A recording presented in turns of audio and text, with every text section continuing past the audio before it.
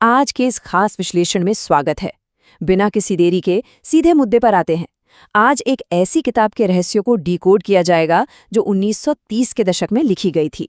जरा सोचिए, ये वो समय था जब पूरी दुनिया ग्रेट डिप्रेशन यानी भारी आर्थिक मंदी से जूझ रही थी और लोगों के पास अपनी बुनियादी जरूरतों तक के लिए पैसे नहीं थे।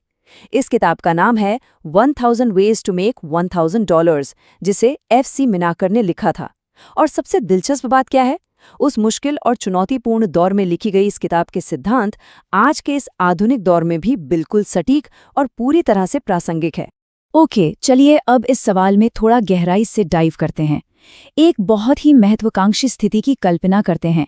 क्या बिना किसी जॉब, बिना किसी लोन या बिना एक भी रुपए की पूंजी लगाए 30 दिनों में 80,000 रुपए कमाना सच में संभव है? ज्यादातर लोग इस सवाल को सुनते ही सीधे कह देंगे कि नहीं, ये तो बिल्कुल नामुमकिन है। लेकिन असल में सबसे बड़ी गलती यहीं पर होती है। इस पूरे विश्लेषण का जो मुख्य आधार है वो एकदम स्पष्ट है। पैसा कमाना किस्मत का कोई खेल नहीं है, बल्कि ये पूरी तरह से एक स्किल है और दुनिया की किसी भी दूसरी स्किल की ही तरह इसे भी बड़ी आसानी से सीखा जा सकता है। अगर एक उभरते हुए एंटरप्रेन्योर को सही तकनीकें पता हों तो कोई भी इस कला में महारत हासिल कर सकता है। तो चलिए आज के इस रोड मैप पर एक नज़र डालते हैं। ये 5 प्रमुख पिलर्स हैं जो सोर्स मटेरियल में बताई गई 6 बहुत ही पावरफुल तकनीकों को डिकोड करेंगे। पहला है पैसा कमाने की स्किल, फिर समस्याओं की पहचान, उसके बाद अपनी एक्सपर्टीज बेचना, वैल्यू क्रिएट करना और अंत में बिना इंतजार किए एक्शन लेना। तो शुरुआत करते हैं पहले हिस्से से, पैसा कमाने की स्किल। और इसका मूल मंत्र है हमारी रोजमर्रा की शिकायतों को पूंजी में बदलना। क्योंकि सच तो ये है कि हमारे आसपास मौजूद हर छोटी बड़ी समस्या असल में एक छिपा हुआ बिजनेस अवसर होती है। इंसान अक्सर समस्याओं को देखकर सिर्फ शिकायत करना पसंद करते हैं। मान लीजिए किसी मोहल्ले में कुछ बुजुर्ग रहते हैं जिन्हें स्मार्टफोन या नई तकनीक का इस्तेमाल करना बिल्कुल नहीं आता। अब एक गलत अप्रोच ये होगी कि इस बात की शिकायत की जाए कि ये लोग खुद से चीजें क्यों नहीं सीखते। लेकिन एक स्मार्ट इंसान इसमें एक अवसर देखता है। वो शिकायत करने के बजाय खुद से ये पूछता है कि इस समस्या को सुलझाने के लिए कौन पैसे देने को तैयार होगा। और ये बात बहुत ही शानदार तरीके से दर्शाती है कि कैसे जीरो कैपिटल यानी बिना किसी पैसे के एक बिजनेस शुरू किया जा सकता है। हफ्ते में बस 2 घंटे निकालिए, आस पड़ोस के बुजुर्गों को व्हाट्सएप, यूपीआई या एआई का इस्तेमाल सिखाइए और हर महीने एक छोटी सी फीस चार्ज कीजिए। अगर सिर्फ 10 घरों से भी शुरुआत की जाए तो महीने के 5,000 रुपए कहीं नहीं गए। ये लोकल कम्युनिटी की जरूरत को पूरा करने का सबसे बेहतरीन और सीधा तरीका है। मिनाकर की ये फिलॉसफी बहुत ही कमाल की है। सच कहूं तो बिजनेस शुरू करने के लिए हर बार कोई नई चीज इन्वेंट करने की बिल्कुल जरूरत नहीं होती। असली एंटरप्रेन्योरशिप सिर्फ और सिर्फ सप्लाई और डिमांड का खेल है। लोगों की जरूरत को पहचानना और अगर कोई और उस जरूरत को पूरा नहीं कर रहा है तो आगे बढ़कर वो समाधान देना ही असली सफलता की चाबी है। अब आते हैं हमारे रोड मैप के दूसरे चरण पर, समस्याओं की पहचान और आइडिया वैलिडेशन। मतलब एक आम फ्रस्ट्रेशन से लेकर उसे एक बड़े बिजनेस में एग्जीक्यूट करने तक का सफर। ये कहानी बहुत ही दिलचस्प है। साल 2005 की बात है। फणींदर समा नाम के एक व्यक्ति दिवाली के मौके पर अपने घर जाना चाहते थे, लेकिन उन्हें बस की टिकट ही नहीं मिली। इस छोटी सी फ्रस्ट्रेशन ने उनके दिमाग में एक आइडिया पैदा किया। उन्होंने इस परेशानी को सिर्फ अपनी परेशानी नहीं माना, बल्कि इसे एक बड़े ऑफलाइन सिस्टम को ऑनलाइन में बदलने के एक मौके के रूप में देखा। और बस यहीं से शुरुआत हुई रेड बस की। और जरा इसके नतीजे पर तो गौर कीजिए। एक साधारण सी समस्या को सुलझाने का वो छोटा सा प्रयास इतना सफल हुआ कि साल 2013 में आईबीवो ग्रुप ने उस कंपनी को पूरे 800 करोड़ रुपए में खरीद लिया। ये साबित करता है कि छोटी और साधारण लगने वाली समस्याओं का समाधान चीजों को कितने विशाल और बड़े स्तर तक ले जा सकता है।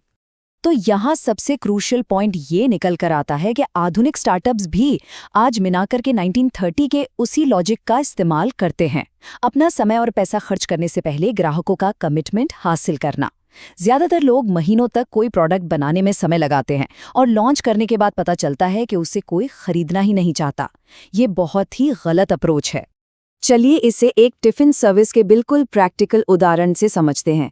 सीधे एक बड़ा सा किचन सेटअप करने के बजाय सबसे पहले 10 पड़ोसियों को मैसेज करके पूछा जा सकता है कि क्या वे 100 रुपए में घर का खाना लेना चाहेंगे। अगर उनमें से 5 लोग भी पक्का ऑर्डर देते हैं तो इसका मतलब है कि आइडिया वैलिडेट हो गया। इसके बाद ही कोई कमर्शियल सेटअप किया जाना चाहिए। ये बिना अपनी पूंजी जोखिम में डाले असली दुनिया में अपने आइडिया को टेस्ट करने का सबसे बेहतरीन तरीका है।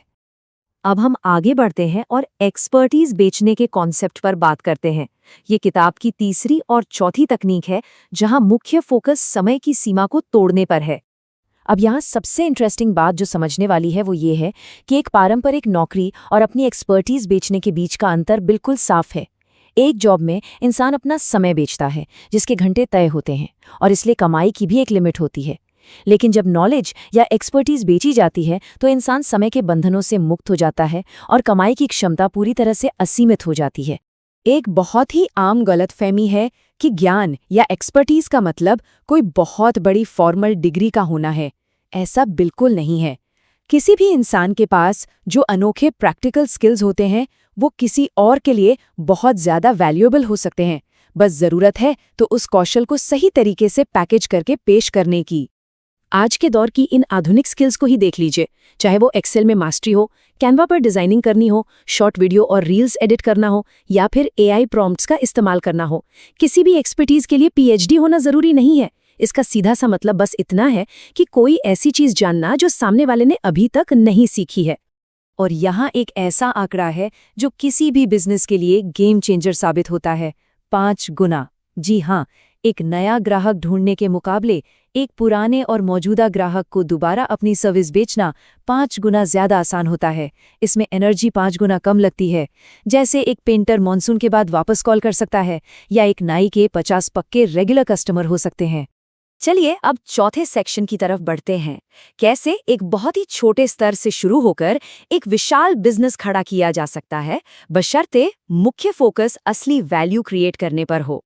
चलिए देखते हैं कि ये पूरी टाइमलाइन कैसे काम करती है। कोई भी बड़ा साम्राज्य अचानक से खड़ा नहीं होता।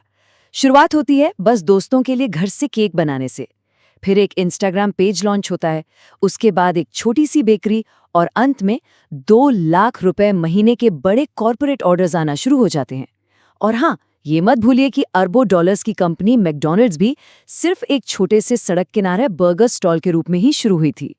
वेल्थ यानी पैसा कमाने का सबसे अल्टीमेट नियम ये है कि पैसा हमेशा उन लोगों के पीछे अपने आप आता है जो मांगी गई चीज से कहीं ज्यादा वैल्यू क्रिएट करते हैं। एक औसत फ्रीलांसर सिर्फ उतना ही काम करता है जितना उसे कहा जाता है, लेकिन एक हाई वैल्यू इंसान वीडियो एडिट करने के साथ साथ बेहतर थंबनेल का सुझाव भी देता है और वीडियो की लेंथ कम करने की सलाह देता है ताकि परफॉर्मेंस अच्छी हो सके।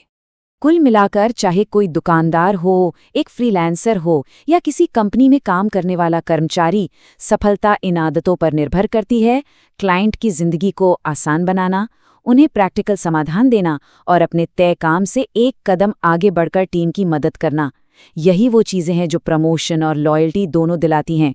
ये बात सुनने में शायद थोड़ी फिलॉसफिकल लग सकती है, लेकिन यकीन मानिए, स्थायी संपत्ति बनाने के लिए ये सबसे ज्यादा व्यवहारिक और जरूरी माइंडसेट शिफ्ट है। पैसे के पीछे भागना बंद करना होगा। असली फोकस सिर्फ और सिर्फ जबरदस्त वैल्यू क्रिएट करने पर होना चाहिए। पैसा खुद ब खुद बाई प्रोडक्ट के रूप में आ जाएगा। अब हम इस विश्लेषण के अंतिम पड़ाव पर हैं। इंतजार छोड़ें और अभी एक्शन लें। यही खाली जेब का सबसे पक्का इलाज है। आज की आर्थिक चुनौतियों को देखकर जो बहाने बनाए जाते हैं, मजे की बात यह है कि 1930 के उस भयानक ग्रेट डिप्रेशन में भी लोग बिल्कुल यही बहाने बनाते थे। सच तो ये है कि पैसे की कमी असल में सिर्फ और सिर्फ एक्शन न लेने की कमी है। तो सवाल ये है कि एक महत्वाकांक्षी व्यक्ति परफेक्ट समय का इंतजार करना छोड़कर आज ही इनमें से किस टाइमलेस स्किल को आजमाने के लिए अपना पहला कदम उठाएगा। सोचिए और आज ही शुरुआत कीजिए।